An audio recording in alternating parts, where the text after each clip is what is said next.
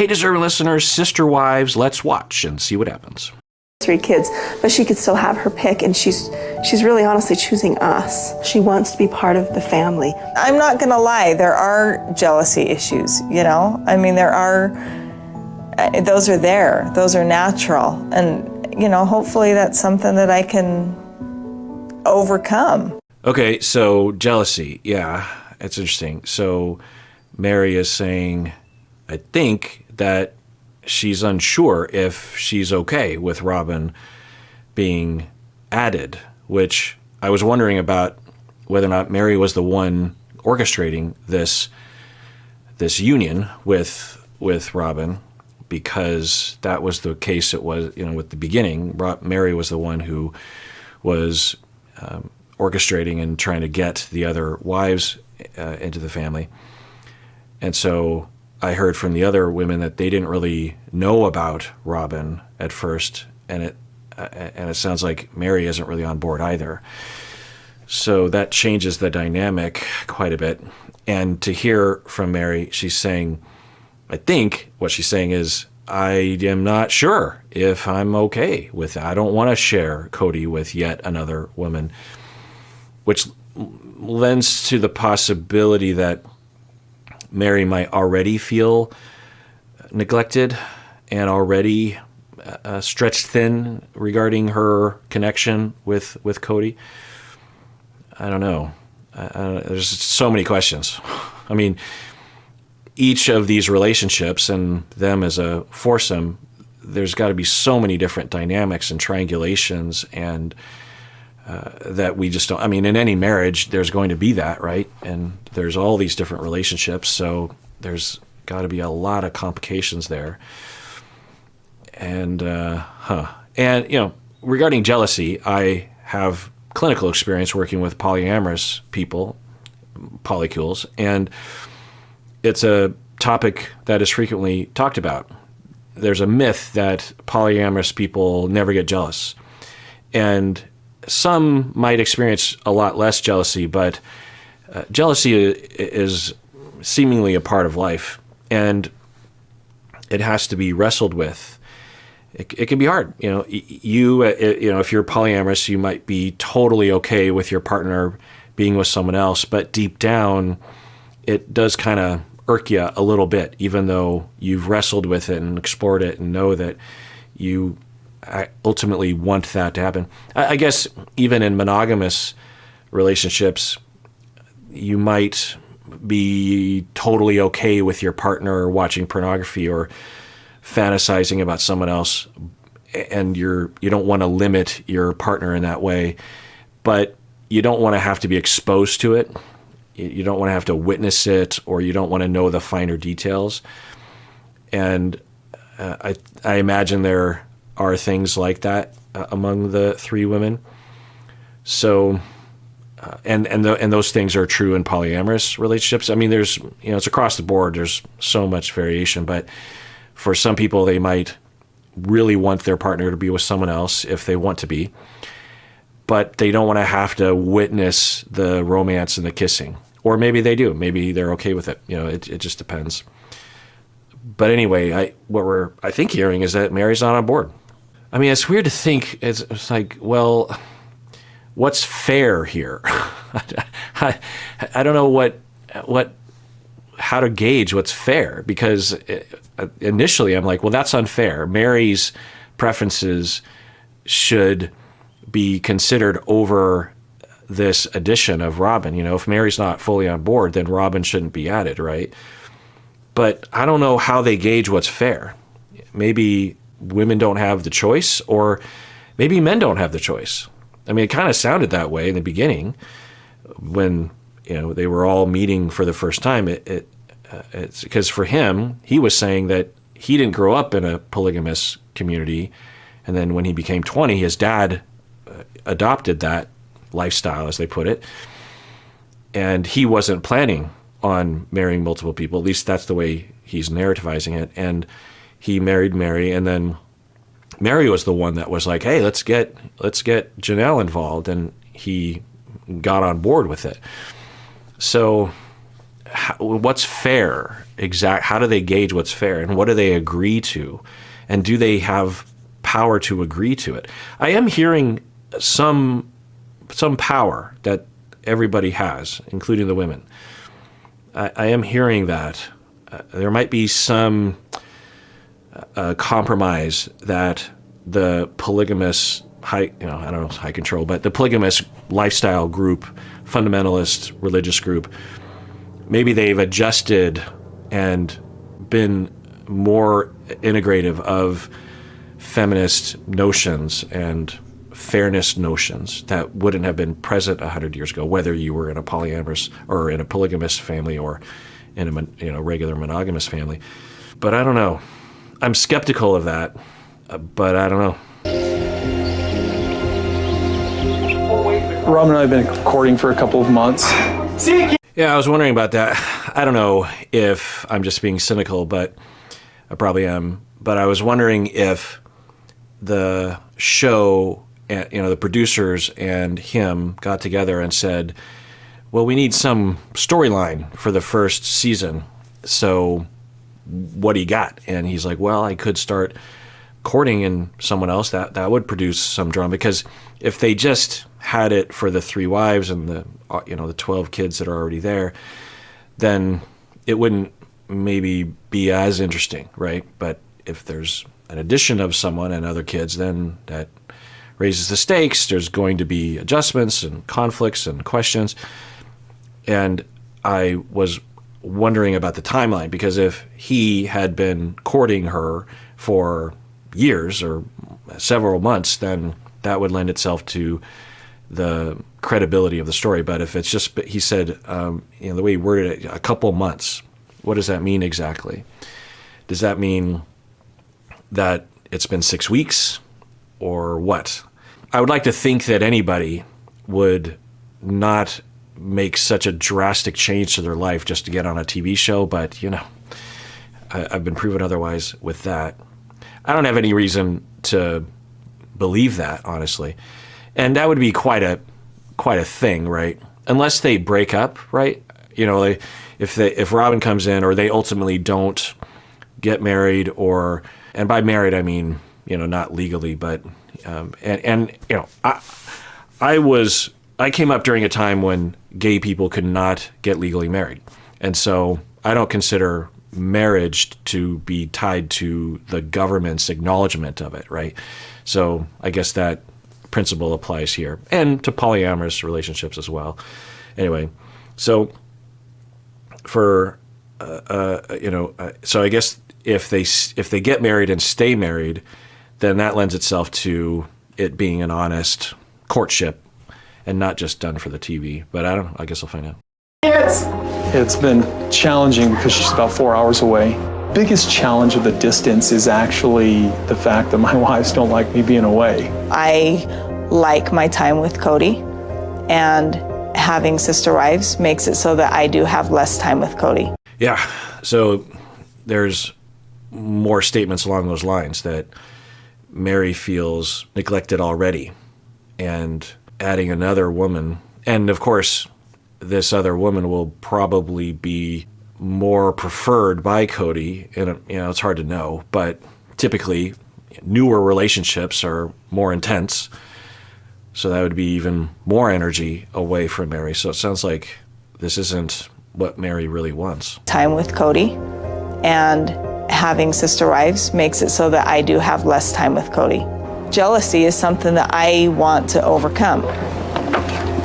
And I wonder what that means. I imagine what that means is that she just has to dig down deep or deal with it or pray on it, when what could really be happening is that Mary isn't getting her needs met, that she actually is oriented in a way. And she only has one kid, so maybe that's a factor, that she, in her wing of the house, there's one kid, and that kid is 14, Mariah, and so maybe she just has less to do. She's not the primary caregiver of the kids, it looks like, and she has to come home after work. Her daughter's probably doing something on her own, and she, now maybe she just hangs out with the other sister. I don't know. But romantically, it sounds like she already feels neglected. And yeah, if you're a typical person, you're going to want companionship with your partner and have a reasonable amount of access to them. And I also wonder just what it would feel like when Cody does spend time with them, how that would feel, because it's all scheduled out, it sounds like. So is it felt as a voluntary act by the person that you love? Or is it just like, well, I'm like one of the chores that Cody has to, deal with? Yeah, it's interesting to think about. Because, there's ups and downs in a relationship, and if there's some period of a valley in the relationship, it could really challenge you, because it's like, well, I feel distant from him, and you might not know that he's distant from all of them, but if you're feeling hurt, you might think like, well, he's probably having a great time with those other women, and by the way, I'm not thinking sexually. Past a certain period of time, you might still be having sex consistently, but it's much deeper than just sex. It's all the emotional aspects. That's what I'm thinking of. Anyway, so we're going to meet Robin. Cody's my soulmate. I love him. Okay, it looks like we were looking at Robin, but then we hear Mary say, Cody is my soulmate, I love him. Maybe they're just editing it to make it look more dramatic, but yeah, it does kind of look like Mary's being left behind. She was already feeling that way. Learning how to deal with each other. But the first... Why'd you look at me when you said that? Well, I really had to learn how to deal with you. Yeah. So I've been married to Mary. I don't know if they're just joking, but I'll add that to the possibilities that Mary and Christine have some tension. Mary's always been open to more wives. Always. There are times when she would talk to me about it, Cody should probably get married again and things like that. And I'm like, no, he's not spending enough time with me. Are you kidding me? I don't see him having another wife. You're insane. So that's interesting. There seem to be a lot of contradictions with Mary. On one hand, she is the one who orchestrated the addition of wife number 2 and 3, and also she is seemingly, at least the way they're editing it, and who knows, the producers are cobbling together various different footage, but Mary has expressed that she feels like she doesn't get enough time and that she is jealous. People contain multitudes, but I wonder what's going on there. What would be going on there? I mean, maybe for Mary, we can have multiple ones. I think part of the problem with the viewership of a show like this is that we'll just reduce everything down to this simple equation about, well, he's having his cake and eating it too, and these women they're picking up the crumbs that are left behind. And, that's one angle, and maybe that is happening, but I think it's way more complicated than that typically is. So I wonder if for Mary, she both wants more time with him, but it's not this huge priority for her. A bigger priority might be that she just wants people in her life, more companionship in general. And if she can't have it with Cody, then maybe if we have another sister wife, then that'll satisfy that need or something. I don't know. It's just interesting to hear. I'd be really curious, like hour to hour, day to day, how each of them get their needs met. And is anyone getting their needs met? Because, another possibility is that if they were raised in a particular way, they might not really even know what they want because of the way they were raised. I'm applying what I know about the Duggars and the IBLP and other cults or semi-cults that I've studied, in that when you raise kids within that system, the control is so overwhelming and so all-encompassing, and the control not only from the church over the family, but the church over the parents and over the kids, and from the kids and from the parents over the kids, that you're never allowed to think for yourself, really. You're never allowed to even develop the neurology of what do I want? What do I need? How do I enact that? How do I feel about that? And you just have to suppress and never develop in a certain way. And then you are an adult, and then you start making adult decisions, trying to meet your needs, and you look to the high control group to dictate what you're supposed to do. And then you convince yourself that you're happy when you're not happy. But I don't know. It's just my bias shining through. But I wonder if we're seeing an example of that, of Mary just feeling little inklings deep down of what she needs, and then it's interpreted by her in various different ways that are contradictory. This episode is sponsored by BetterHelp. So I remember as a kid, the adults in my life would talk about how the older that they got, the faster that time moves by. And I even remember as a kid, when I was like 10 years old, thinking that when I was younger, time moved more slowly. Now, there are a few reasons for this phenomenon, but one of the reasons seems to be that the older we get, the more we fall into a routine and we stop really paying attention to our lives. Well, of course, therapy can be a wonderful place to slow things down and give us a chance to focus on things. Generally speaking, therapists are pretty good at creating a space for us to do that. And sometimes it seems like we need that outside influence to get us to slow down. Well, one place you can find a therapist is BetterHelp. If you're thinking of starting therapy, it's definitely worth giving a try. So take a moment, visit betterhelp.com/Kirk today to get 10% off your first month. That's BetterHelp, HELP.com/Kirk. Oh, like Her letter. oh. So Cody and I were out one night, and we went over to a friend's house, and Robin happens to be this friend's cousin. And so that's where we first met Robin. Oh, so Mary did meet Robin at this, but did Mary know? I guess we'll find out as to how the beginning of the courtship began. But it's starting to look like Mary was involved. Another thing that has popped into my head is that, of course, within any group of people, there's going to be, on average, a certain amount of gay people and bi people and trans people. And so if you're in a group like that, I don't know what their stance is on being gay. I'm just going to take a guess and say that it's not okay, but I don't know. And if so, then what do you do if you're gay? There's a lot of struggle that I have worked with clients who have been through that struggle or are about to go through that struggle. I worked with teenagers who were going through that struggle, and there's a lot of lesser evils to choose from. One of the lesser evils available to the people that I've worked with, you will either just say, I can't be gay. I can't live my life. I have to conform. There's too many consequences emotionally and financially and happiness-wise. So I will just figure out a way to suppress that.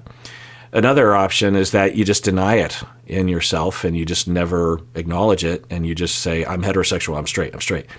Another is that you try to go through conversion therapy, which is illegal and unethical, harmful, torturous, really. You try to pray away the gay, as they say. And there's other options, but within this group, you can imagine maybe someone would say, well, I'll just be a sister wife and I'll do my duties and I'll have sex for procreation. But really, who I like to hang around with are women. And of course, gay women can have women friends that they aren't romantically attracted to. At the very least, there would be a built-in distance and a built-in lack of need for you to provide all of the romance and attention to the man. What was it? Christine said as much, right? She's like, I didn't want to be married to someone by myself. She said, I don't know if I included this, but she said that boys would come around asking to date me, I think through her dad, is what she was saying. And I told my dad that if they were single, then it was a no-go. She's just like, I don't want to talk to any guy that isn't already married. And preferably, I want the guy to have 2 wives already.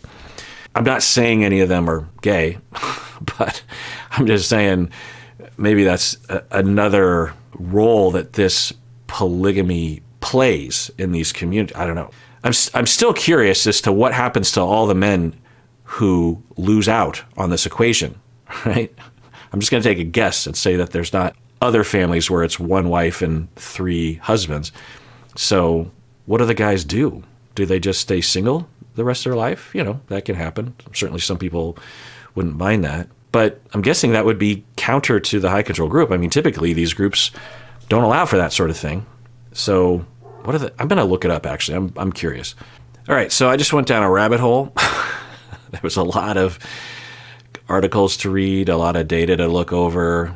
And of course, polygamy has been practiced throughout history in various different cultures. So there was a lot to look into, but I won't bother you with those details other than to say that it looks like what happens in these fundamentalist Mormon communities is that a lot of the adolescent boys are essentially pushed out of the cult, of the group. They call them lost boys, apparently. And I don't know how that would happen. I mean, on the surface, it sounds like any excuse, or on the surface, it sounds like a lot of the adolescent boys will do things that are counter to the rules and will be kicked out legitimately according to the group. But one could argue that they either subconsciously or consciously know that they have to cull the herd. They have to get rid of 2 out of every 3 boys if the men are going to. And yeah, it makes sense that, one, boys tend to be socialized, and there's maybe some evidence that biologically they can be more thrill-seeking and more rebellious. And if you're really, the power structure, of course, and I don't know about them, but I know about other groups like this, that the power structure is you have the charismatic leader, and then you have to have lieutenants, essentially, right? And one way to configure the power structure is that you have maybe elders that are lieutenants, but under them are all the men, the leaders of the household, right? And if you want to run an efficient cult that is stable over time, then you have to choose your management wisely. You can't just choose management that isn't really behind your mission. It doesn't support your power. And so if at the age of 13, 14, 15, if you start to identify those kids who think for themselves and go on a campaign to get rid of them, then by the time the group of boys graduate to marriage age, you have narrowed it down from 30 boys to 10 or 300 to 100. And those 100 boys have been selected for their pliability and their compliance, maybe their lack of self, really. And then those men can support the overall power structure and can control each household. So there's that. And it raises the stakes. If you're 16 and you're looking around and you're watching some of your friends get kicked out of the group and you never see them again or talk to them again, and you're, a normal human being, you want a relationship with someone, and you're thinking, well, not only will I get a relationship with someone, but I'll get several women if I just play this game right? I don't know if they think that way. It doesn't. I don't know if he thinks that way. That hasn't been reported. And I know that's the kind of narrative. It's just like, well, wouldn't every guy like a bunch of women? I don't think any mature, experienced, non-polyamorous man thinks that way. It's such a childish way of looking at things, really. And maybe some guys do, but what I would ask them is, well, how's your current relationship going? If your current relationship that you're in isn't going well, adding another person isn't going to mean good things. The pattern of your personality is going to persist in all relationships. So, let's look at what's happening in your current relationship. Now, again, if people want to be poly, that's a whole other question. But anyway, so it sounds like it's an unofficial, unwritten rule to get rid of a lot of the teenage boys. I don't know if that's a conscious choice or an unconscious choice, but it certainly would work. I don't know if that's what happened here, but something's got to give, right? There were other articles and accounts of how the men would have other roles, but they would be alone. And there's accounts from other cultures currently around the world that have polygamy, and there are stories. I won't get into that, but yeah, it's interesting to think about.